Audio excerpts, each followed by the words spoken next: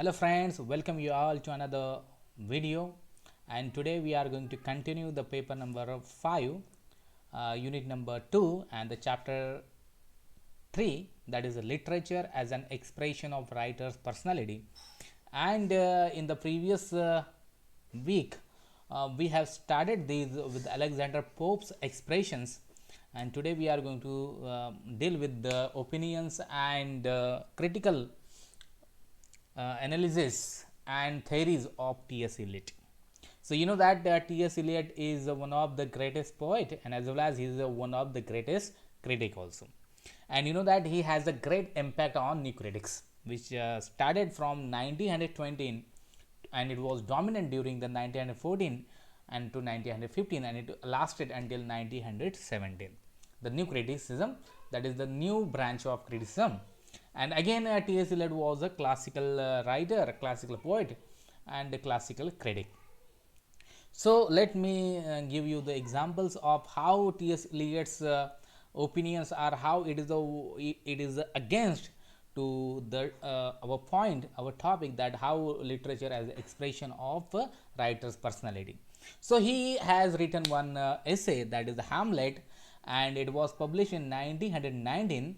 And in this essay actually he introduced the term objective correlative. So in this term objective correlative, what is the objective correlative according to you? What do you think about the objective correlative? You know that Hamlet is actually is in your syllabus and of paper number 4, and after completion of all the poems we are going to start the Hamlet. But you know that do you dare to say that Hamlet is artistic failure? Hamlet is one of the biggest and one of the popular play, and here T.S. Eliot in this essay is saying that Hamlet is artistically failure because William Shakespeare has not used objective correlative in this play. So what is objective correlative actually? So according to him, it is a set of objects, a situation or a chain of events, or we can say it is the formula for the poet's emotion. So it may be object, it may be a situation, it may be a chain of events, and that is the formula of poet's emotion, because poet want to convey his emotion without direct verbal expression, but by presenting certain situation and event which arouse a similar emotion in the readers. Okay, I will give you example. Actually he has also given example in this essay. He has given example of Macbeth.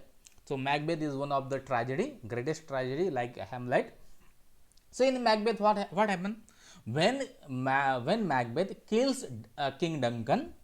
Actually his hands was shaking when he entered his bedroom, and when he wanted to stab him, so his hand was shaking, and it is his wife Lady Macbeth helps him to stab Duncan, and in this way he killed him and he became the king of Denmark, king of Scotland.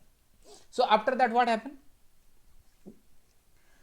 The Lady Macbeth got a mental shock. She became the mentally disabled, and every time she look at in her hands, and her hands, there is a scene, that is the objective correlative. You know that the certain situation here, and the Lady Macbeth comes on the stage and her hands was filled with the blood. Okay, there is a blood on her hand, and she was crying, she was yelling, she tried to clean her hands, but it was not useful.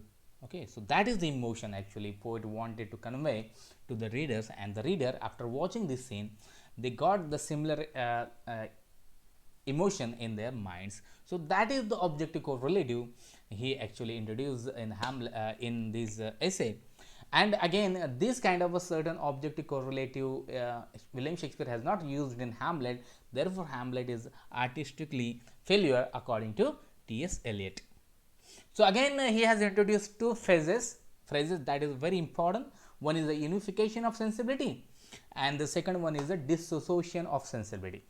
And it both the terms were introduced by Eliot in his essay The Metaphysical Poet. Actually we should we are in debt of Eliot, because actually when the neoclassical age started, every poet of neoclassical age, they have ignored John Donne and his followers, the follower poets, because they think that the John Donne's poetry are not useful and they are beyond the physic and it is not useful. But it is the T.S. Eliot who has written this essay, and then the restudy on John Donne and his fellow poets, it revolved. Okay, again the people are studying John Donne, and in this way we came to know John Donne, and John Donne is also in your syllabus in paper number 4.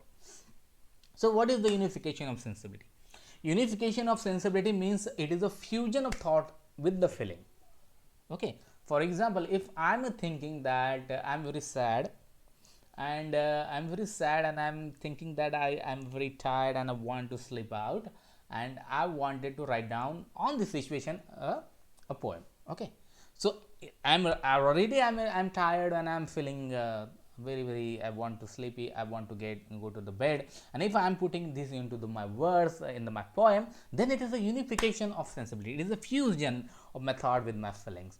But there are so many poets, for example, those poets who lives in urban, they were live in city, and they were writing a poem on rural area.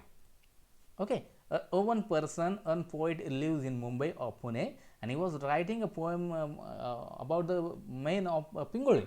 So how he can write, because his thought is not fused with his feeling, because he doesn't have that feeling, because he lives in Pune or Mumbai, he doesn't know Pingoli, and he is writing about the Pingoli. So it is not a fusion of his thought with the feeling. So therefore it is a dissociation of sensibility, because there is no fusion between thought and feeling. So therefore, according to T.S. Eliot, a good poetry is a result of unification of sensibility. Because if there is no unification of sensibility, there is no fusion between thought and feeling, there will be no good poetry. And if it is not there, that is called as a dissociation of sensibility. And bad poetry is a result of dissociation of sensibility. That is, the poet is unable to feel his thought and his feeling.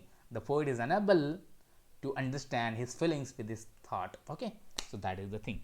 And here in this essay, actually he blame on two greatest poet. One is the John Milton and the second one is the John Dryden. These are the two poets who are responsible. Actually, they have unification of sensibility. In their poetry, you can see the unification of sensibility, but whatever the model, whatever the set they have put forward or behind them, the other poets, they followed them, and in this way they just copying them to the John Milton and to the John Dryden. All the neoclassical poets, they followed John Dryden, and all the romantic and Victorian poet, they followed John Milton. So in this way, what happened? The dissociation of sensibility set up, and therefore they have not recovered from that. So that is the opinion of Eliot. Eliot, he has put it in the metaphysical poet.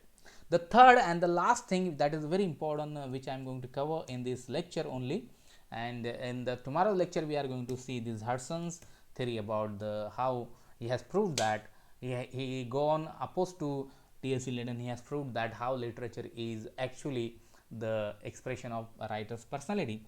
But here the one very important statement which was made by T.S. Eliot, that is very important. Okay, he has written tradition and individual talent, that is the essay he has written, and in that essay actually in this same essay, that is the metaphysical poet. So according to him, romantics were immature and inspiring can reveal the momentary experience, because they were inspired by T.S. Eliot, not T.S. Eliot, they were inspired by the John Milton, and therefore according to him, the immature inspiration can reveal the momentary excellence only. So romantic poets have a momentary excellence, because actually they feel lot rather than the thought. It means that thought is they have thought less and they felt more. So therefore it is imbalance between thought and feeling.